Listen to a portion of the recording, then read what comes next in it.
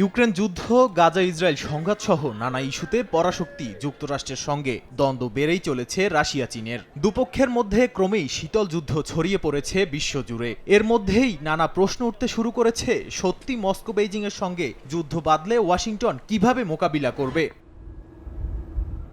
Russia চীনের সঙ্গে কোনো যুদ্ধ বাঁধলে হেরে যেতে পারে যুক্তরাষ্ট্র। খোদ মার্কিন কংগ্রেসের এক প্রতিবেদনে উঠে এসেছে চাঞ্চল্যকর তথ্য। এমনকি বড় ধরনের সংঘাতে জড়ালে নিজেদের ভুল ত্রুটি কি হতে পারে তা নিয়েও আলোচনা হয়। বলা হচ্ছে, প্রয়োজনীয় তহবিল না থাকা, অপর্যাপ্ত শিল্প খাতের কারণে সামরিক সক্ষমতা ও সমর প্রযুক্তিতে হুমকিতে পড়তে পারে খোদ ওয়াশিংটনই।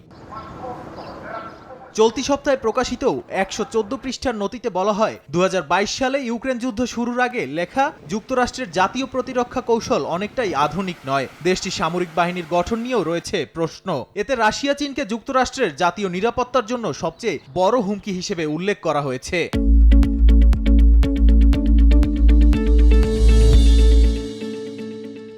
এছাড়া চীন, রাশিয়া, উত্তর কোরিয়া এবং ইরানের মধ্যে ক্রমবর্ধমান রাজনৈতিক ও সামরিক সম্পর্ক নিয়ে কাছাকাছি সময়ের মধ্যে বড় যুদ্ধের শঙ্কা যুক্তরাষ্ট্রের জন্য হুমকি বলে জানানো হয়। নাদিম মারজান, সময় সংবাদ।